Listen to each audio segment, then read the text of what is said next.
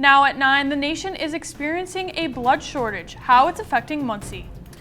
And a local organization moving forward after COVID, how they are helping Muncie families. Plus, vaccination resistance continues throughout Indiana, why top health officials are worried. The U.S. Department of Agriculture sending billions of dollars to schools, why and how you could be affected.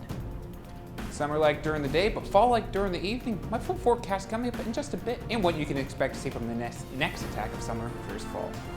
Delaware County's only live television newscast from Ball State University's Unified Media Newsroom. You're watching NewsLink Indiana.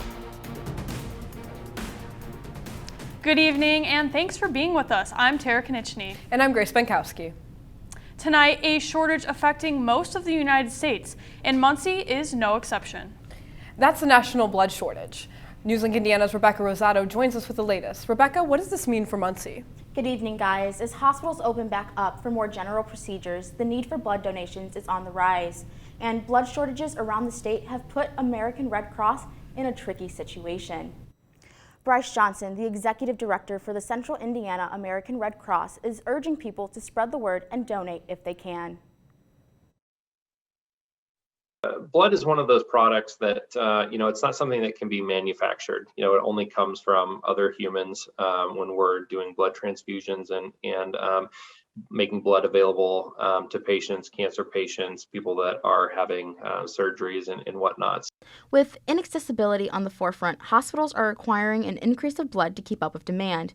However, in recent months, this has been an issue for a number of reasons. For some of our blood types, we like to keep somewhere between, 5 to 10 day supply of, a particular blood type on hand. And so we've dropped significantly below those levels. In some cases, we are only outpacing the need by maybe half a day. The Red Cross has noticed the decrease in donations and have had a hard time figuring out why. We've seen a 10% decrease in people that are showing up to blood drives. I don't think we've necessarily put a finger on why that is, if it's because, there is, again, increased concern about COVID.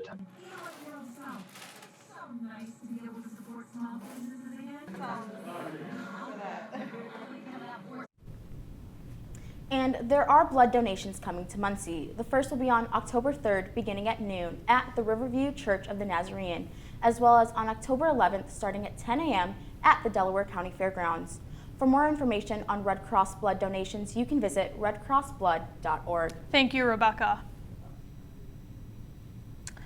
A Kokomo man who pleaded guilty to leaving the scene of a 2018 crash that fatally injured a 10-year-old girl has been sentenced. A Howard County judge sentenced 23-year-old Joshua Cochran to 9 years in the Indiana Department of Correction, split between work and release and in-home detention. Cochran pleaded guilty in June to one felony count of leaving the scene of an accident in August of 2018. That accident killed Renee Jenkins. A local organization is making strides following the COVID-19 pandemic. The Greater Muncie Habitat for Humanity is not only helping the community, it is also helping to build one. NewsLink Indiana's Emily Harless went on a tour through one of their neighborhoods to learn more. It's really bettered our lives. That is the common sentiment among people who have received help from Muncie's Habitat for Humanity. The Greater Muncie Habitat for Humanity is an organization whose goal is to help provide resources and housing for those in need.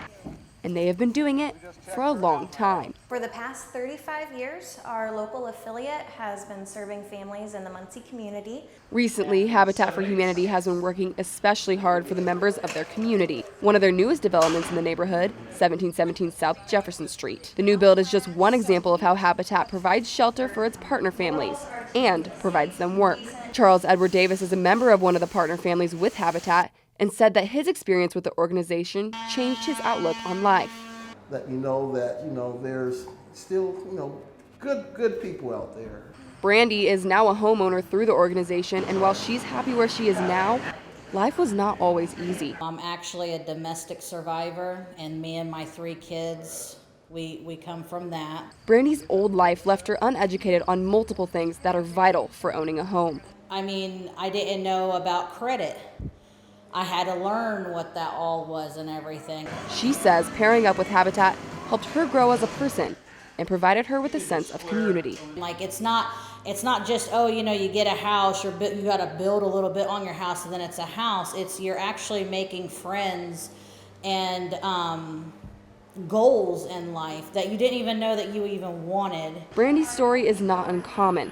Most people who are partner families in the organization have hit a hard point in their life. That be that they cannot obtain a conventional mortgage, that they currently don't have housing, that housing is too expensive, is not the right size, is in disrepair. But from darker beginnings to constructing a new life, Brandy says she has learned a lot through her journey. Habitat really built back up my confidence. You not only can own your house, you can build your house. And while Brandy helps prepare for a new family to join her community, Habitat is hoping to keep building better lives for those who need it.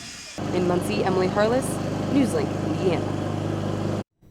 Habitat for Humanity is currently looking for partner families. If you or someone you know wants more information, visit our website, ballstatedaily.com.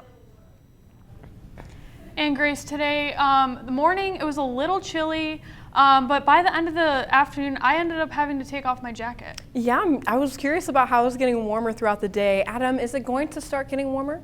Yeah, that's a perfect example of what we're facing here in fall, with cooler temperatures in the morning, but warmer temperatures throughout the afternoon. Plenty of sunshine for the day today. I am tracking some clouds pushing up through the area, but expect to continue to see sunny skies throughout the next couple of days. Currently beautiful evening in Muncie, 66. Winds calm, but take a look at that dew point, 49 degrees. So over the next couple of days, expect those lower dew points to start to feel a lot more comfortable. Back to you guys.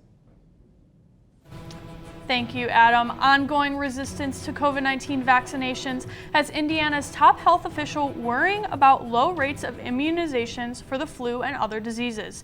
State Health Commissioner Dr. Christina Box says Indiana's hospital system is still stressed despite the decrease of COVID-19 hospitalizations over the past couple weeks. Indiana has the country's 14th lowest COVID-19 vaccination rate, with about 48% of Indiana residents fully vaccinated. The CDC projects that new COVID-19 deaths are likely to drop in the next 4 weeks. It's the first time since June that the agency has a forecast for a 4-week decrease in fatalities from the virus. It projects a total of 724,000 to 753,000 coronavirus deaths reported by October 23rd. Total COVID-19 deaths in the U.S. stand at just over 693,000. For the third week, the CDC says new coronavirus hospitalizations will go down. Over half the United States population is now fully vaccinated against COVID-19. That's according to the CDC's new data.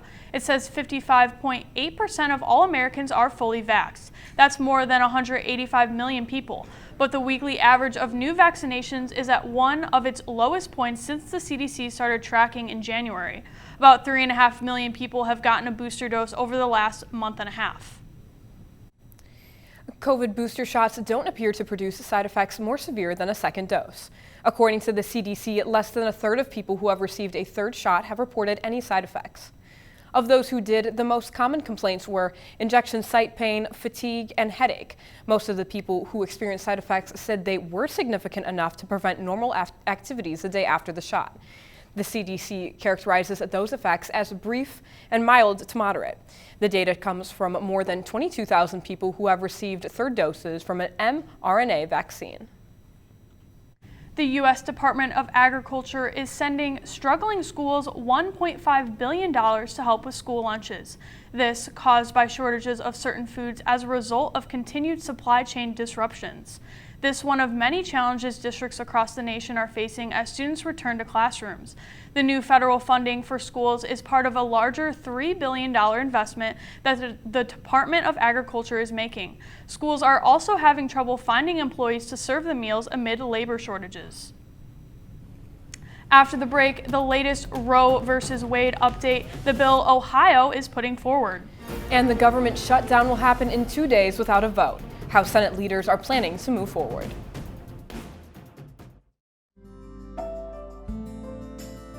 Riding the bus is an easy thing to do. Last year, we carried 60,000 riders from the Ball State area. 50,000 of those were students.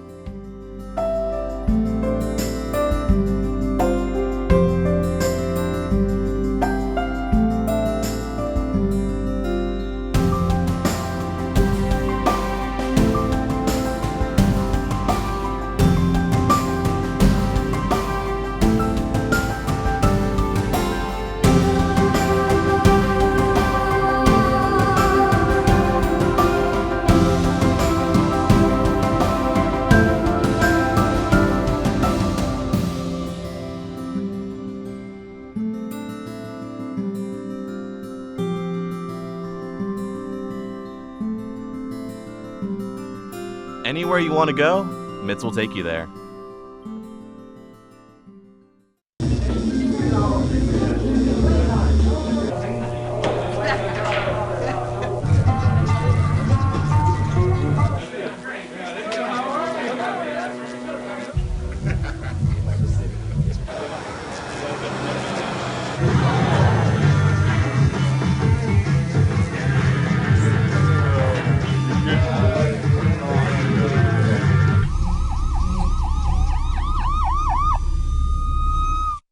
So, I just moved in with this family, and it's embarrassing. The little one, he likes to go outside and crawl around in the giant litter box. I don't know what he's doing. I mean, I was born and I knew how to use the litter box. Look at that! That's disgusting! Oh, poop already! You're making me nervous. Oh, okay, I can't look at this anymore. I really hope he grows out of this, for his sake. Welcome back. Abortion rights activists rallied at the Ohio State House yesterday night in protest of a proposed abortion ban lawmakers are voting on today. The Ohio State Senate Health Committee is taking up Senate Bill 123. It seeks to outlaw abortion in Ohio except when there is serious risk to the mother's life. The Supreme Court is set to hear a challenge to a Mississippi law banning most abortions after 15 weeks of pregnancy. A direct challenge to Roe v. Wade, which could allow Ohio to quickly ban abortion. Currently, Ohio law allows abortions up to 22 weeks. The House Armed Services Committee hearing from top U.S. military leaders about the chaotic withdrawal from Afghanistan. Defense Secretary Lloyd Austin, General Mark Milley, and General Kenneth McKenzie testifying this morning. Yesterday, Milley and McKenzie told senators they wanted to keep some troops in the country. That seems at odds with President Joe Biden's claim he couldn't recall getting that advice. The White House says no military advisor recommended a long-term troop presence in the country. Florida Governor Ron DeSantis filed a federal lawsuit against the Biden administration over its catch-and-release immigration policy. DeSantis argues many immigrants who cross the southern border into the U.S. make their way to Florida, costing the state millions of dollars.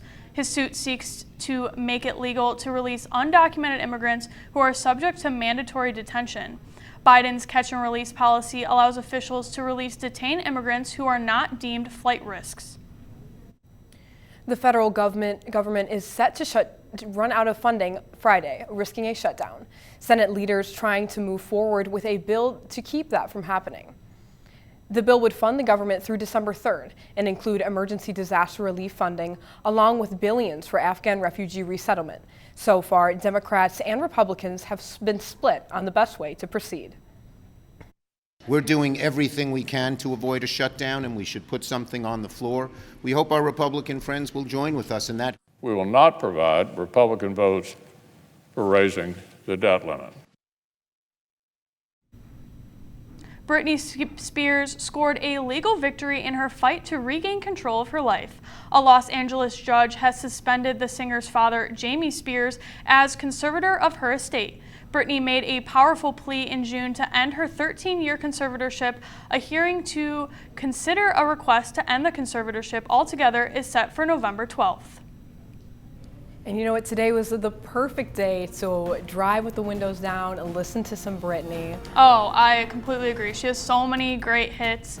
Adam, what can you tell us about the upcoming weather? Yeah, it was a beautiful day today. Some clouds begin to make their way into the area. My full forecast and what you can expect, all coming up after the break.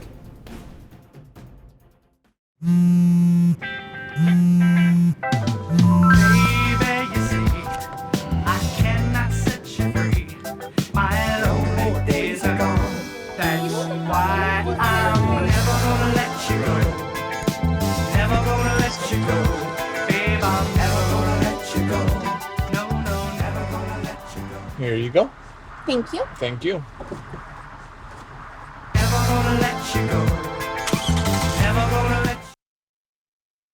I think it's just vapor with flavor. It won't hurt my kid like cigarettes, right?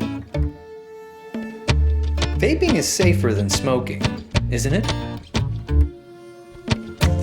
There's really not even that much nicotine in them, right? My kid? My kid knows it's dangerous. Get your head out of the cloud. Today, nearly 8,000 kids will start vaping, maybe even yours. Learn about the dangers at talkaboutvaping.org. Emotes say a lot, but they can't say it all. Think your guildmate is struggling? Try these dialogue options.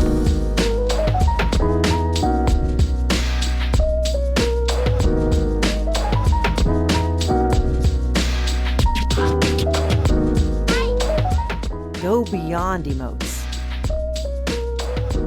Check in with your guildmates at seizetheawkward.org.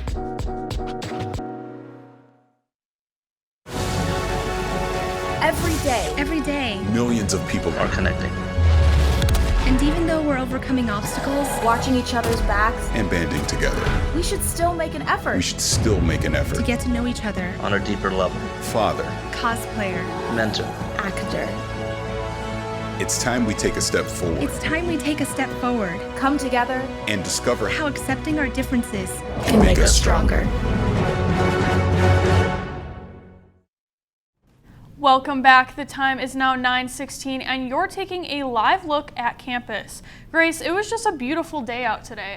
Nothing more I could say about it. Yeah, I know that a lot of people enjoyed it. My friends went hammocking, people were out biking, and I want to see, is that still in store for us, Adam? Yeah, it was a very beautiful day today, although we did see temperatures a little bit more on the summer side, but plenty of sunshine throughout the day. I'm tracking some clouds begin to push up through southern Illinois, pushing into Indiana. They're just a thin layer of clouds, so don't expect anything too dramatic. But very nice right here now in Muncie, 66 degrees. Wind is calm, but take a look at that dew point, 49 degrees. So that's going to start to feel a lot more comfortable, especially when we see that lower dew point, even if temperatures are up into the 70s. Currently, not only beautiful Muncie, beautiful across the area, 64 up into Fort Wayne, 75 down to Indianapolis, 69 down to Bloomington, and 69 over into Lafayette. Now, here's something that I want to point out. That if you've ever watched the weather, watched something on the Weather Channel or weather program, you most likely have heard someone talk about the jet stream.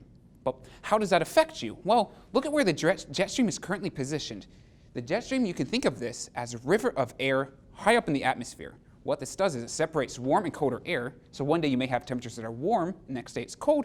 It also tracks which way storms are going to go. So if you have a low pressure bringing some rain or high pressure brings some sunshine. But we've been seeing it very far north, so this is allowing all these warm temperatures down the Gulf to really push up into parts of the Midwest, northern Midwest, and parts of Canada, allowing for temperatures today to reach up into the higher and mid 80s.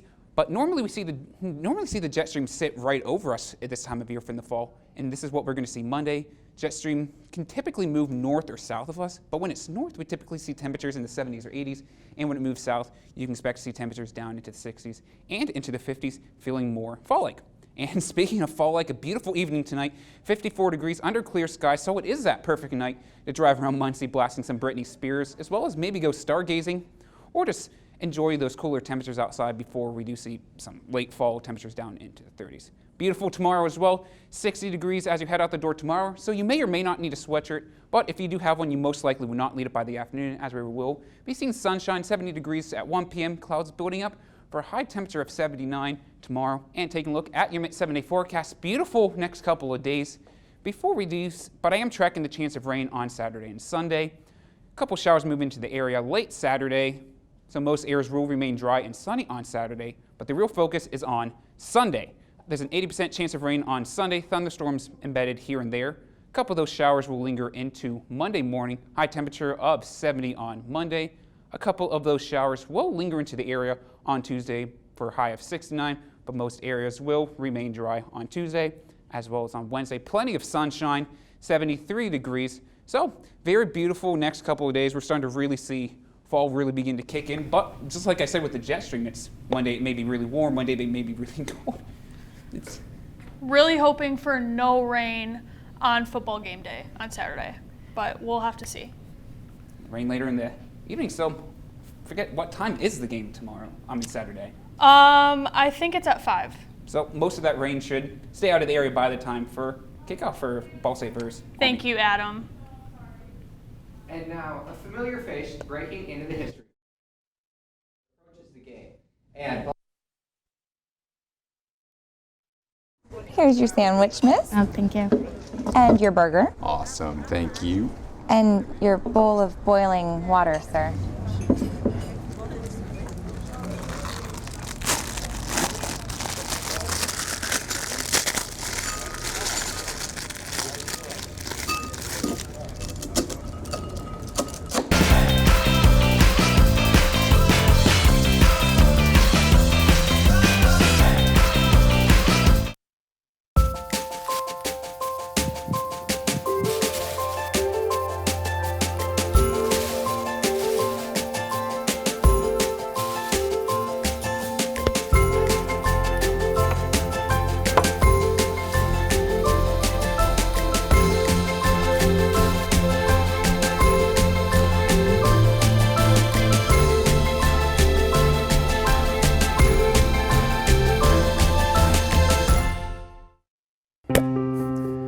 After retiring from the NFL, I've been able to spend a lot more time coaching my daughter's basketball teams. It's something I love to do. Through our games and our tournaments, we see all types of coaching, good and bad. And it begs the question, do we really know who's coaching our kids? Do they have the proper training and screening it would take for me to be comfortable with my daughters playing for that coach?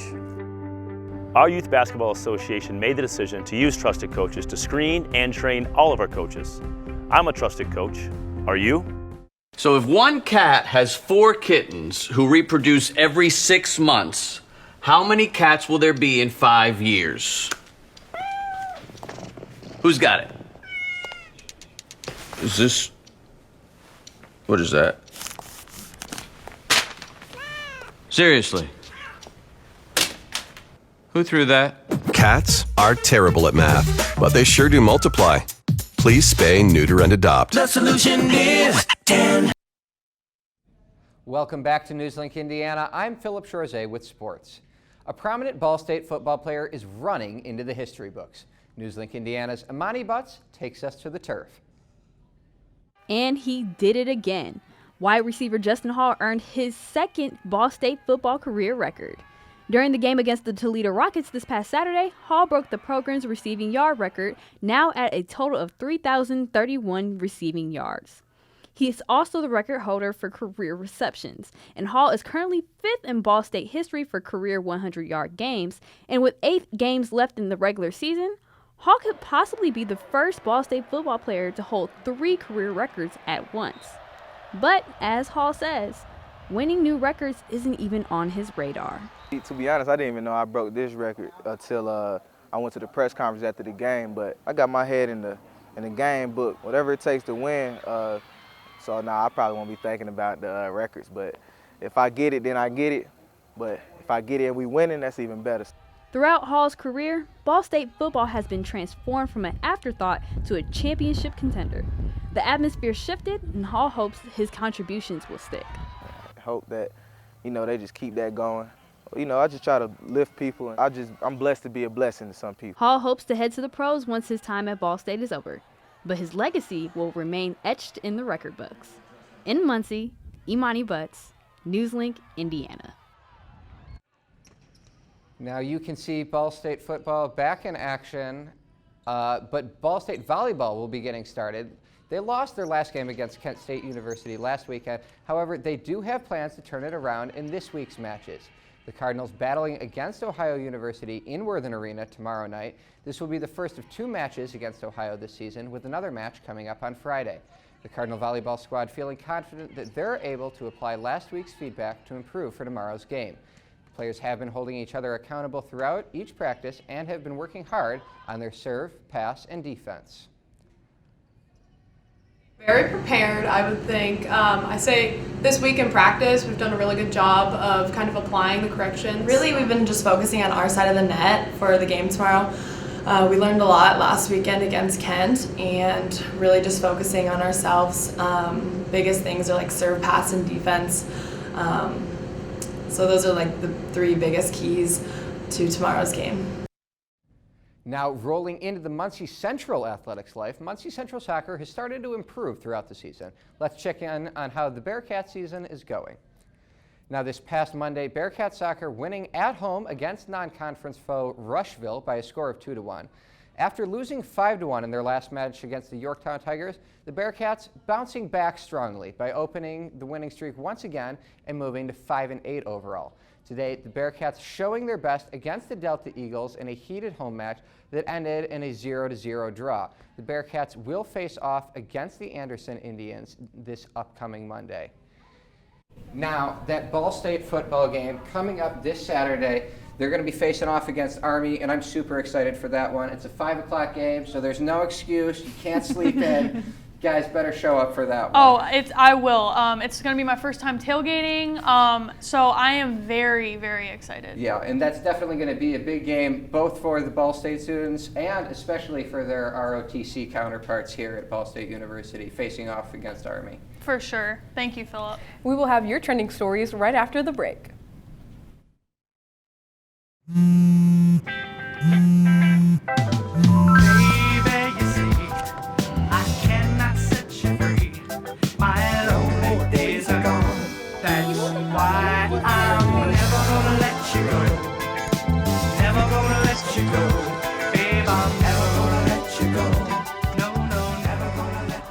Here you go. Thank you. Thank you. Never gonna let you go. Never gonna let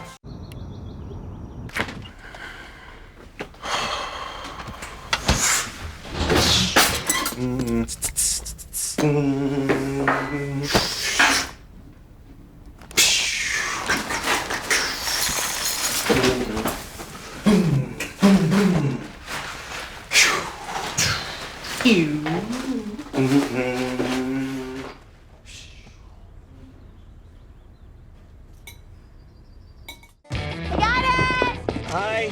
Can you help me? I got it. Thank you. No problem. Just like the rules to surviving Zombieland, there are steps you can take to be prepared for an emergency. It's the right thing to do. Talk with your family to make a plan. Look for safe areas to meet up if separated. And stock up on supplies. It's never too early to get prepared, so start now. Right now? Right now. You can't predict emergencies, but you can be ready. You're welcome, America. Visit ready.gov today to learn more. Jordan knows he shouldn't eat this entire bowl of nachos, but tonight he's earned that right. Because a few hours ago, in the middle of happy hour, he recognized a sign. Not from the gods or a bolt of lightning, but from a double heart, a kissy face, and a fourth ha in ha ha ha. That's when Jordan knew he was buzzed. So when it was time to go, he got a ride home instead of driving. Be a legend like Jordan. Recognize your buzzed warning signs and get a ride home. Buzz driving is drunk driving. Welcome back. It's time for us to take a look at what's trending. Joining us now is NewsLink Indiana's Zach Martin. Zach, what do you have for us? Thank you, guys. There's a new piece at Denmark Kustens Museum of Art, and it's a blank canvas. Danish artist Jen Henning was supposed to fill 2 empty frames to represent the average salary of his fellow countrymen. The total amount is about $84,000, and the museum lent him the money to do it. Instead, he sent an empty frame calling it "Take the Money and Run." Henning says his network is 10 or 100 times more better than what he had planned, because it fits the exhibition's theme of the future of labor. The museum doesn't think so, and set a January deadline for Henning to pay it back. The nation celebrates America's favorite pick-me-up today, coffee. Coffee has been around since the 15th century. Back then, Yemenite monks prepared their coffee much like we do today. They roasted the coffee beans and brewed it. The beans were eventually smuggled out of the Middle East and later spread to Europe, Indonesia, and the Americas. You know what, Zach? I kind of wish I got that free coffee, especially an iced one with the temperatures today. They're definitely warm. Adam, what do you have for the rest of the week? Warm temperatures for the end of the week, but some rain showers possibly over the weekend, cooling off temperatures just a little bit, but warming right back up on Wednesday after those showers move out, lean to sunshine. Thanks, Adam. That's all tonight for NewsLink Indiana. Be sure to join us again tomorrow night at 9, streaming live on the NewsLink Indiana Facebook page. And for news anytime, anywhere, go to ballstatedaily.com. Have a great night.